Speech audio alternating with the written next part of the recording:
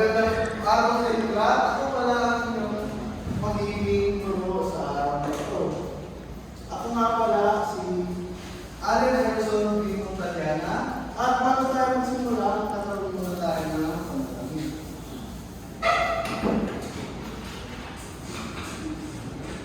Kayo lahat, please.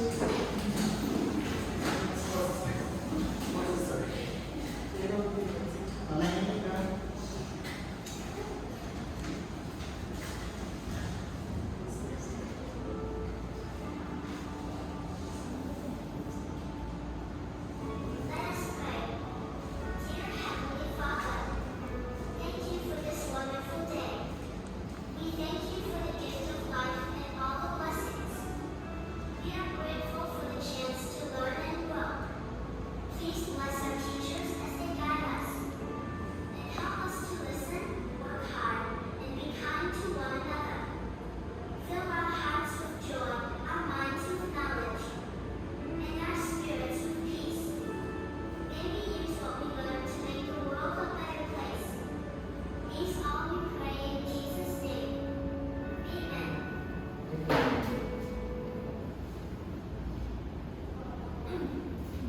Upo na po kayo lahat.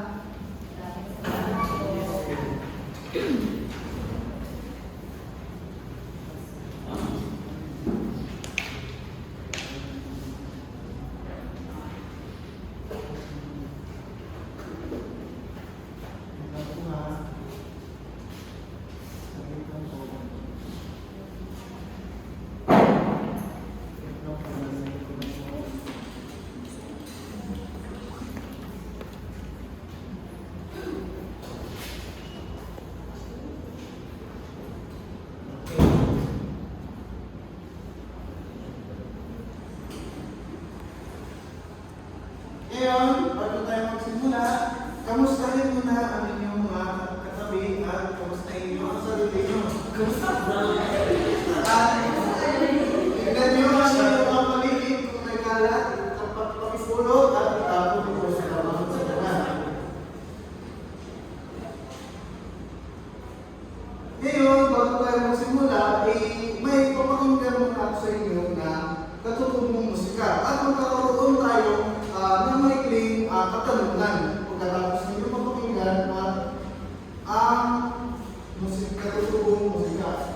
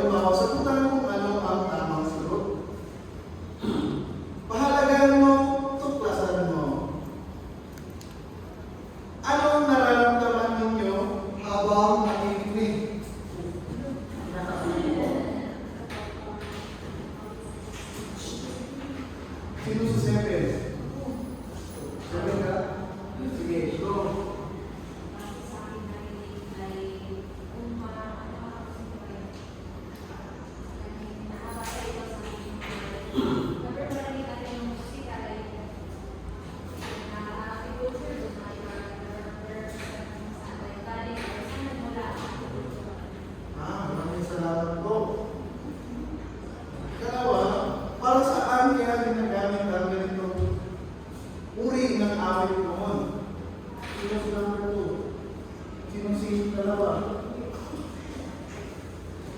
Pangatlo. Sino si 3? Sino si 3? Ikaw.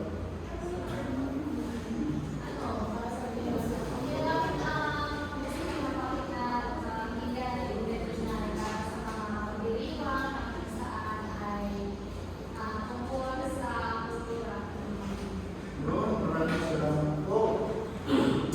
Ngayon, bago tayo magkaroon ng, bago tayo dumako sa ating talakayan, magkakaroon muna tayo ng idling activity o katanungan sa araw ito.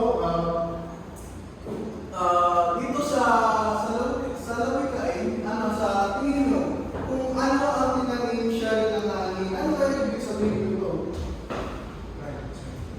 Si 4, sino si Apa? Wala pa.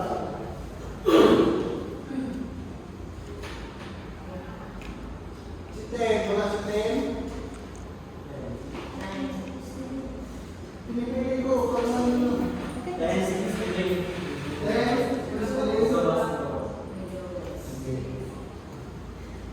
si Anim.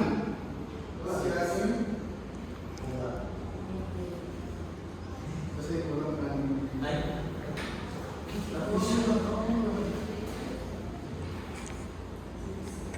Si 5. Sa tingin mo, sa salawin ka kung ano ang pinag-nature na anhin, ano kaya ang tamang sagot dito? Pwede naman. Nandito po, sa harap lang mo. Lapit ka lang po. Hindi po kasi yan. Opo, tingin mo.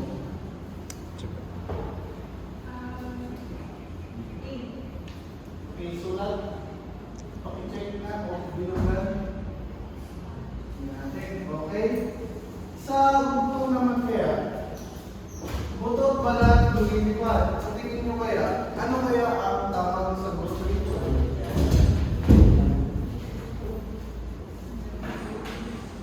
Hindi, wala si ano sa sagot. Ikaw ang sagot. Sige. Ay, nasa 10 specific o tayo.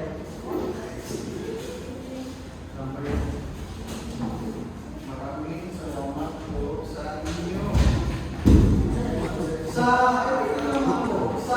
paningin nyo, sa kwentong sinulat ni Damang, sino ang pangunahing tauhan sa itong biyag ni Damang? Sa tingin nyo kaya, sino kaya ang pangunahing kwento? Si Flora, di ba? Si Damang, Damang o si Sumuon?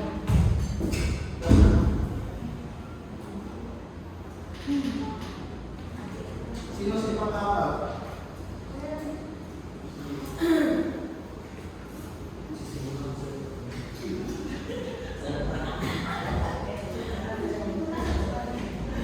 Maraming salamat. At sa pangmuli, sa awiting bayan, sa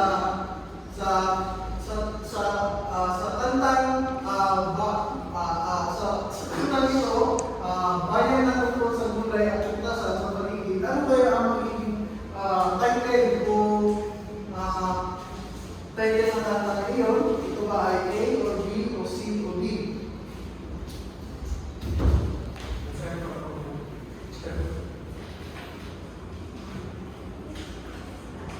Sige, ikaw naman.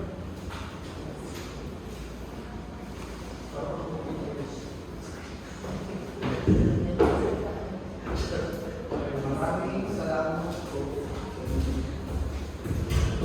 Dito po sa kung ano ang pinagin sa salungain, siya rin ang anin. Sa tamang po ba ang sinabi niya sa A, lahat ng tao ay nagkakamali. B, dapat maging masipag sa bukid. C, ang nagtanim ay mahalaga sa kabuhayan. D, bunga ng gawa. Bunga ng gawa. Ito para sa iyo.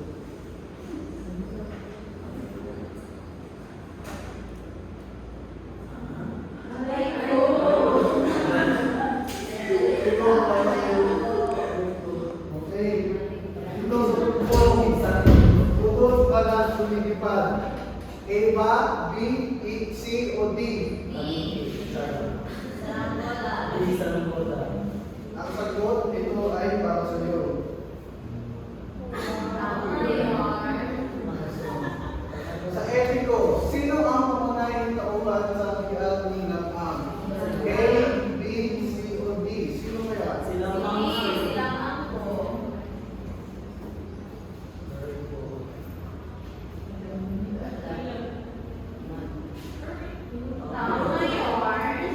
Okay.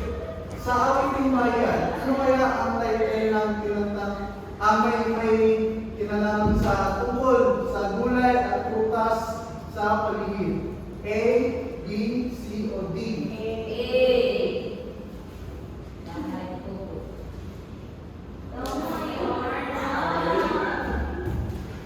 Maraming salamat.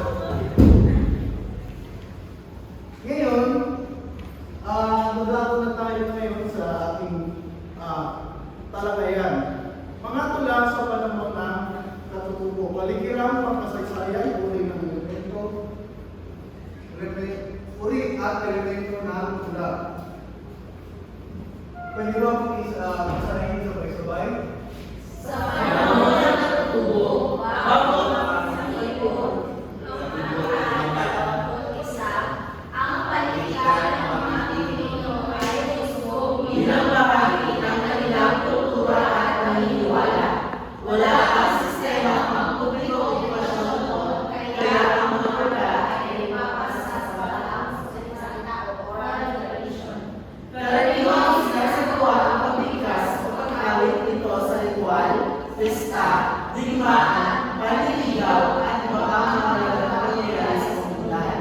Malaki ang gaya ng tula sa kanilang relihiyon at paniniwala sa kalikasan at ito.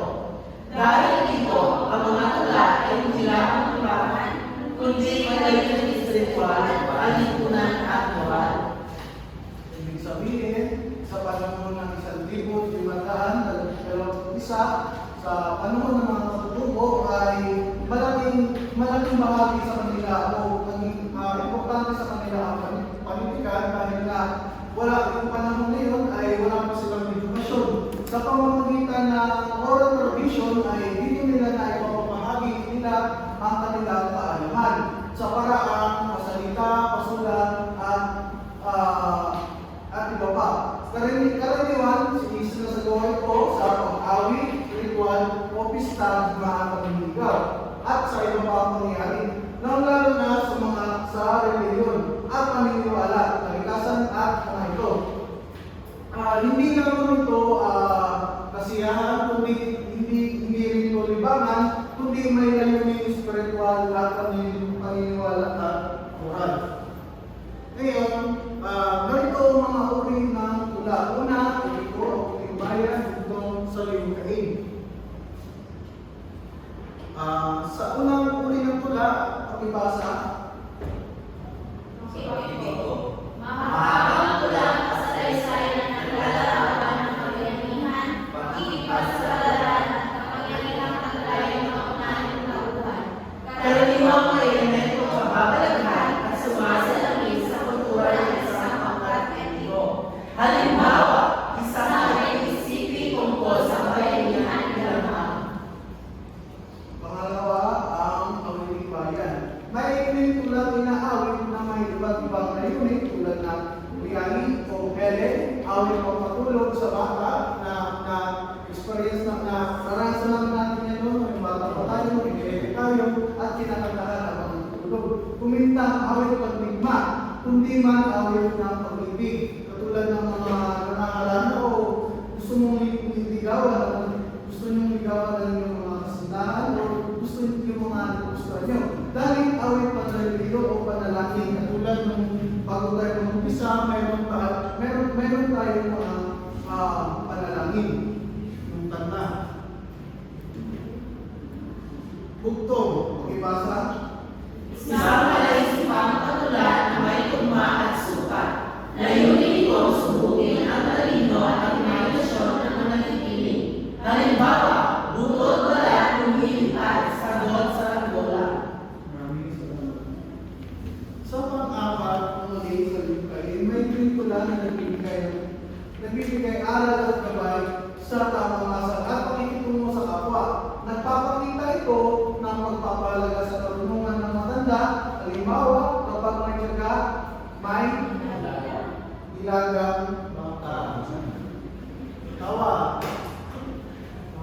Ibig sabihin, ang taong masipag at mataga ay nagtatagumpay. Narito ang elemento ng tula. Sukat, tugma, taludtod, sakno, talnaga, tema o buwa. Una, pakibasa.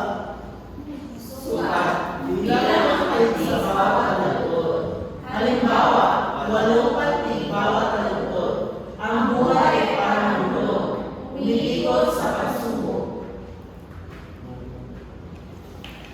Ang buhay ay parang bulong.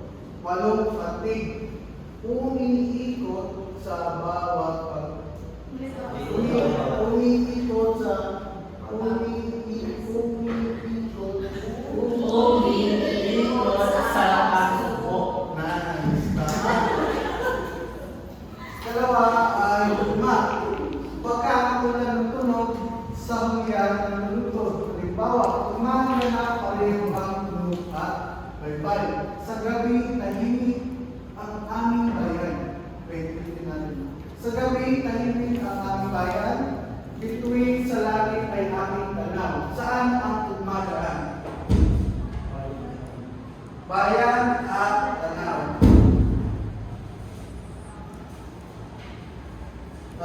Sa tugma, bigala, magkatulad ng tunog, ngunit magkaiba ang lumipad.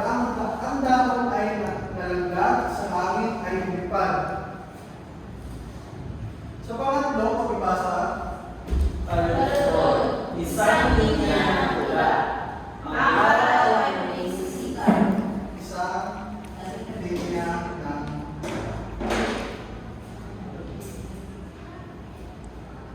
sakno, binubuo ng 2 o higit pa ang taludtod. Isang sakno na may 4 na taludtod sa bukid ay tahimik amin. Sa bukid ay tahimik ang paligid, ngunit huli ng ibon ay marinig. Haplos ng hangin ay kayamig, dulot ay saya sa aking tibig. Sa talinaga, basa. Malapit ang makatalikang salita upang maging mas malalim ang kahulugan. Halimbawa, ikaw ang ilaw ng aking tahanan. Sa tingin niyo, saan ang mas nagkakahulugan nitong salita o salita tama? Saan sa tingin niyo? Saan kaya? Ilaw ng tahanan. Ang aking tahanan. Ibig sabihin, yung ilaw ay nagsisilbing ilaw o si gusto mo ganun? Baka may iyak kayo. Wala. Ibig sabihin, siya ang naging isang bigat sa inyong pamilya. Okay? Tema o diba? Kung na yung paksa ng tula, kaya ng kabayanihan, pag-ibig, kalikasan at pananampalataya. Kung ang tula ay tungkol sa sakripisyo ng magulang, ang tema nito ay pagmamahal ng magulang. Gabay ng tanong, ano ang ipinamahiwatig ng tula? Tula tungkol sa kultura ng sinuunang Pilipino. Sino sumagot?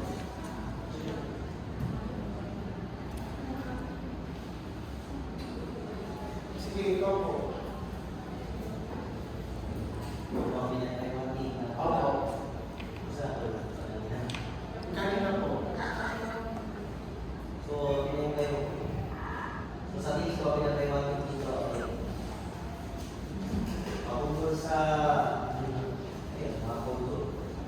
Kultura, may mga simbolismo gaya ng pinakalaking na simbolismo. Hindi ko matutulog Okay, no? na pamana hanggang ngayon. Oo, tama. Ibig sabihin po doon na pinapahiwatig po na ang example kanina o halimbawa ay nadadala pa rin natin ito hanggang ngayon sa ating mga kultura galing mo, no? Nakakatulong pa rin siya sa pang-araw-araw ng pamumuhay. Sa pangalawa, paano ito nagiging mahalaga sa kasalukuyan? Ikaw po.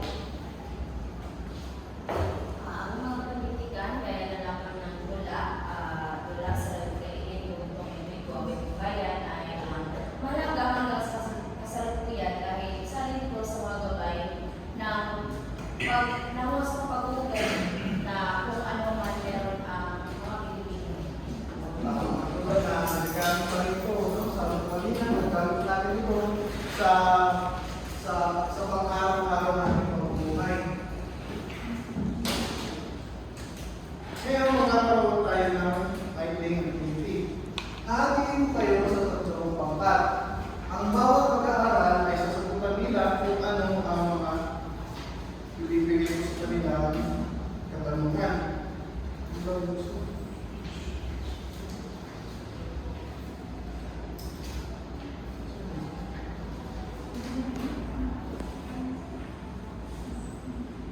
Tama.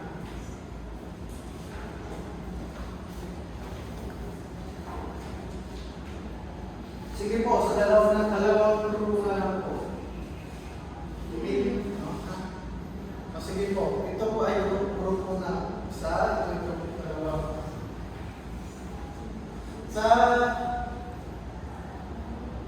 Sa pagkaklan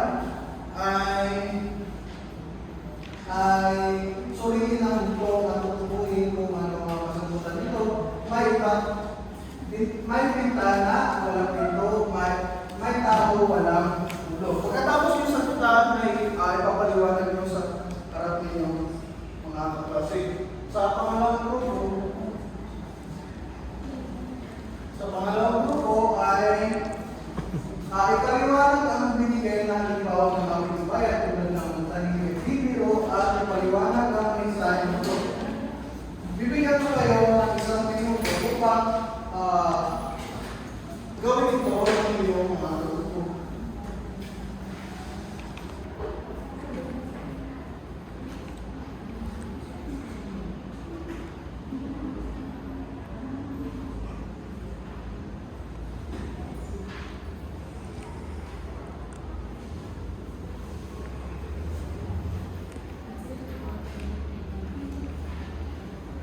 Okay?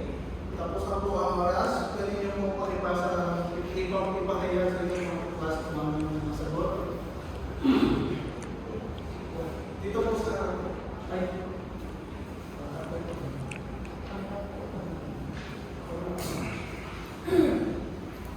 Okay, so hindi ang punto tutukuyin kung ano ang sagutan nito. May bintana, walang pinto, may tao, walang ulo. So ang aking paliwanag dyan, ang sagot namin dyan ay tungkol sa damit.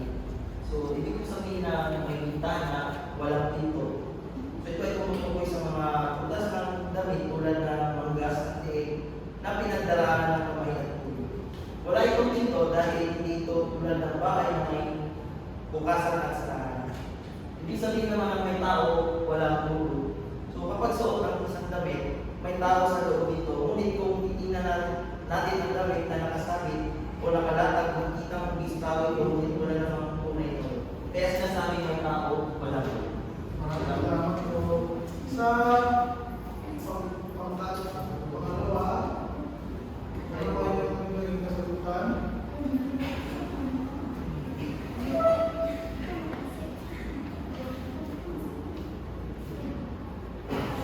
Sa pangkat ko, ipaliwanag ang ibinigay na halimbawa ng aking bayan tulad ng pag-ibig at paliwanag ang mensahe nito.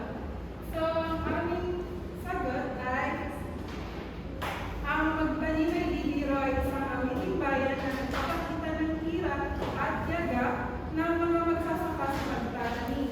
At ang mensahe nito ay mahalaga ang sipag, pagsisikap at pagpapahalaga sa kanilang ambag sa lipunan. Maraming salamat sa inyong mga kasagutan. Kaya may idea naman tayo kung ano nga kalagirang pangkasaysayan, no? Magkakaroon tayo ng ibang prosesong tanong. Ano ang kahalagahan ng mga tula sa panahon ng pagtuturo? Ikaw po. Paano naging mahalaga ito sa ano ang kahalagahan, no, ng mga tula sa panahon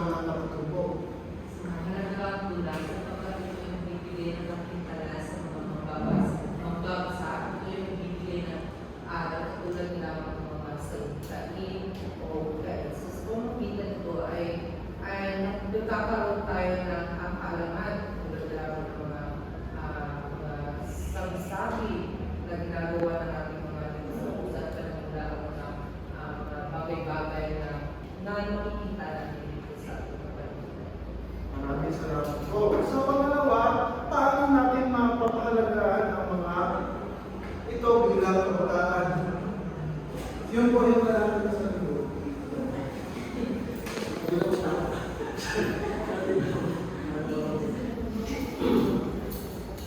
Mapapalaga natin ang mga ito bilang kabataan dahil sa kabataan ngayon, kailangan natin magbalik talaga sa sinaunang panahon kung ano yung mga naging buhay ng mga tao noon, maikumpara natin ang buhay ng kasalukuyan sa buhay ng nakaraan. Dahil ngayon, kung para sa atin, napapadali ang lahat, hindi katulad ng unang panahon na kailangan ng paghirapan para makaabot yung mga pangarap mo. Ngayon, parang madali na lang kunin, madali hanapin sa panahon ngayon. Maraming salamat po sa inyong kasubukan. Ngayon, pagkatapos po, gumawa po tayo ng isang at apat na papel at sagutan ang mga tanong ito.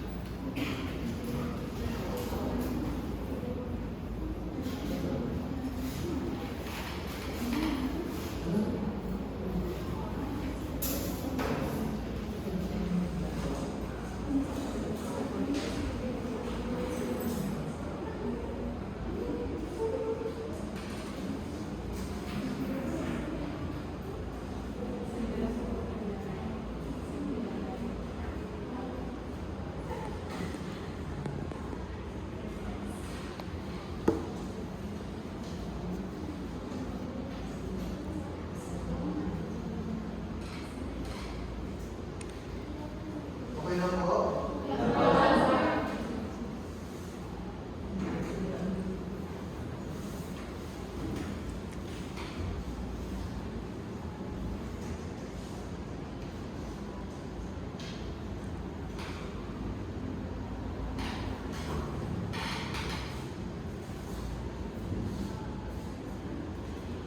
Next.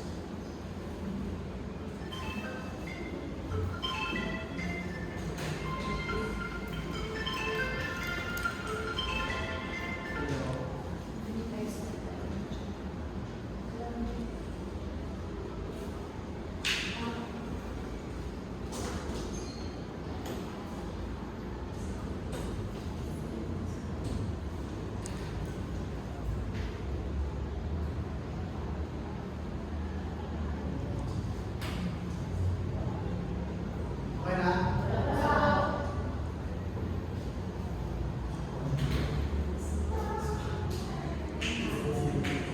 Okay, susunod.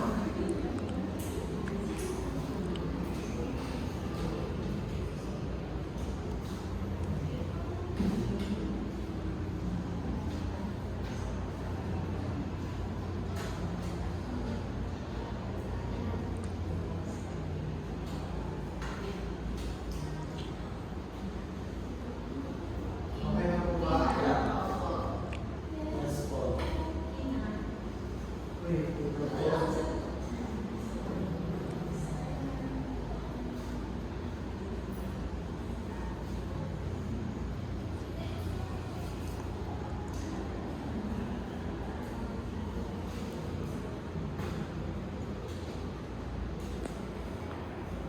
tapos na po? Hindi na po pwede. Kaya po number po. Number 2 po. Sige. Ayan po. Ang bawas ko Sige na po.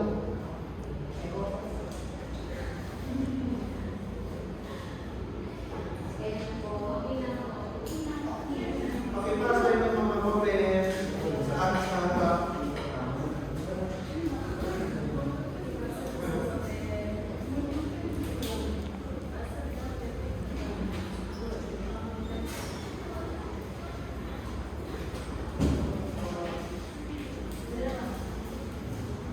at sa huli ay narito ang ng aralin, ipaliwanag ng sariling salita ang kaibigan ko kasaysayan ng tulad sa panahon ng pagsuko. Magbigay ng sa pangalawa, magbigay ng dalawang uri ng tulad ng panahon ng pagsuko at ilarawan ang bawat isa. Isulat ito sa isang buong papel at ipapasa ito bukas. Maraming